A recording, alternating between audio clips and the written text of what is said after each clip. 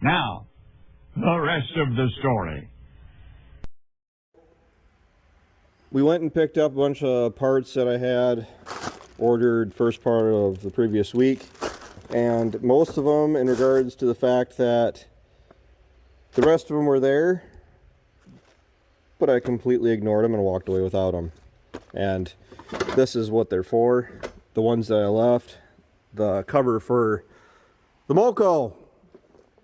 So at least we'll have that back together here this upcoming week. And I had this is left over, called a turtle shell, left over from when that hub failed on it. Hasn't exactly been the best year for the mower, to be honest with you. This is from the end, you know, the furthest one this way. So it's the original one. As far as I know, none of us have had it off. And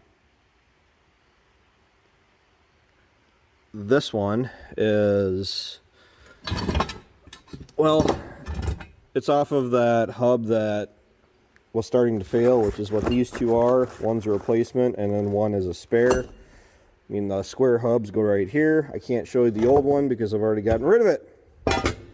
So what I'm looking at here is it's starting to wear through. So that's a little bit of an issue.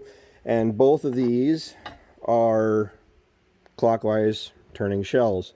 So this one, I was going to mark it down as junk. I just scrapped out the blades that were on it because I could still use them.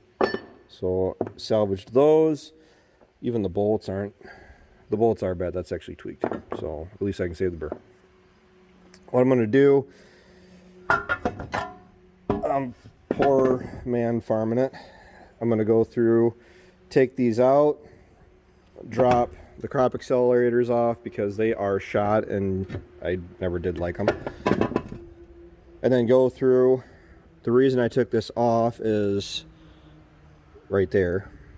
Plus the fact that this thing's a challenge to, well, if you guys saw the video, the challenge is, as far as swapping this out, it can be a bit of a pain. I had a spare shell sitting on the wall, so I went ahead and just threw that on. But what I'm seeing right here is there's a crack starting.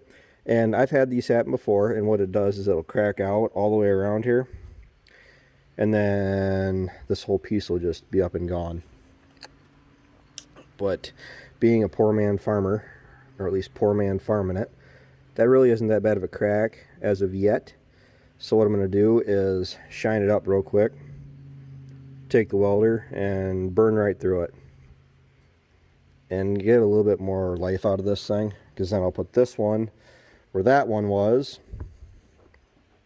And the reason I'm doing that is because what I typically do, there's clockwise and counterclockwise shells on this mower, and it seems both of these are turning clockwise, hence wearing through right here. This one, for not being as worn, I mean, it's seen some stuff, but it's not worn through. I can put this one in place of that one. Then I'll take this one, put it on the wall, and I can swap it out with a counter turning turtle shell, and it'll wear on this side, and then this side is fine. I could weld that up, you know, and get more life out of it. That was generally frowned upon. I mean, doing too much welding on these is what I was always told, but I've never really had too many issues with it. I'm definitely a person that would rather just go through and replace them anyway. But it's the end of the season. Not quite, but you guys know what I mean. It's September for Southwest Wisconsin. I mean, here's the rain that they're calling for. I mean, it's a nice little shower here for the last 45 minutes. For Southwest Wisconsin, basically, if you are trying to make dry hay, anything after the 1st of October, it's a write-off. I mean, you might freeze dry it, which means that you can get it cut and it gets so cold that it's not getting warm enough for the hay to actually heat, but all the greenness and the moisture is still there. So if that hay isn't fed out before it starts to warm up again, that hay will go south on you. And that's not the kind of operation I want to become. And even though I did this before we went down for second cut down at the valley, and we had a pretty ugly breakdown. I mean, luckily we had a second mower here. Ryan was able to at least keep cutting and kept us somewhat on track. Having everything ready to go as best I can is really important to me. So we've already gone through the 566, as you saw. That's unhooked and forgotten about back there. The 569, that just needs to be greased and go through and do the air filters on both machines, on all the machines. The combine I got back in here dead, and I backed it in because I can't see that auger sitting out back throughout the back. We got to get the corn head, which is getting a bath right now, backed in here, hooked up, picked up, so we can put the chain rolls on. Right now, the goal is to have this done this week. And these, I was told, are heavier, bigger, heavier than the chain rolls that run our 6-row. Which, I'd believe that, because I can't quite remember for certain. So I apologize. I mean, it's designated left and right, stamped out on it. But I want to say that on the 6-row for the 643, the rolls were smaller, and this has 2 cutting edges on it. Right there and right there. Well, the big selling point on these is that they go through and they crush the stalk. They condition it similar to how the Moco works.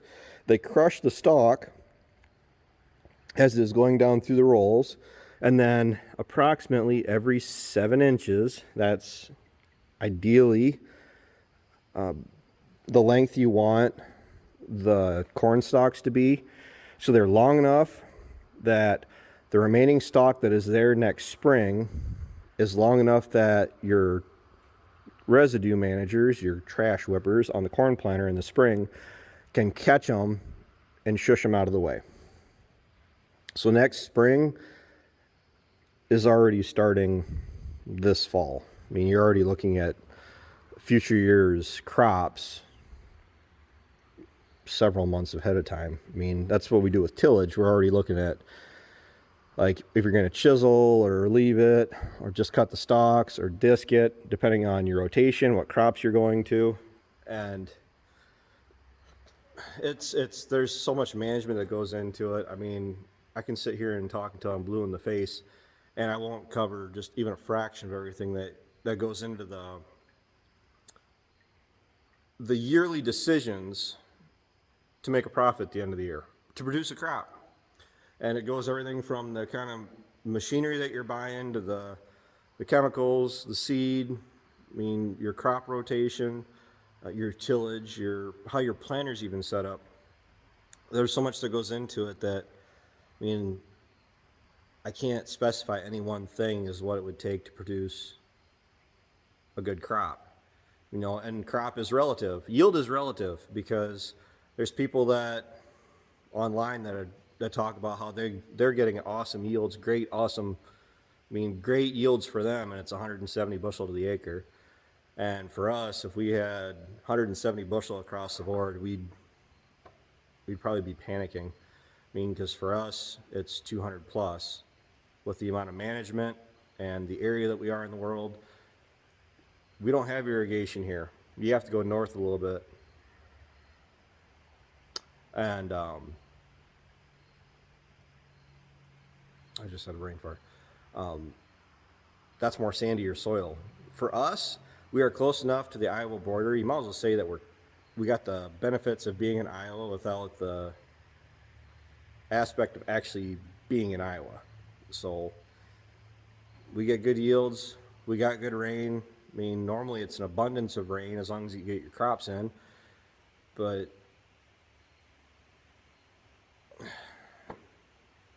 it's not generally a struggle area. I mean, because every farmer farms different, and every farmer across the states has to farm different. I mean, we farm different than people down in Texas, easily. So this video is already too long. I'm trying to get to my 10-minute mark anymore, and I don't want to keep doing 30-minute videos. So I gotta let you go. Thanks for watching. Thanks for tuning in. Take care. Take it easy. Keep in touch. Like, comment, and subscribe. I'm not telling you to. I'm encouraging you to. It helps the channel. We've been around long enough. Yeah, I think we got the credibility behind us. It's just trying to keep the quality of the content up. And I'll admit, that's a challenge sometimes. So, later.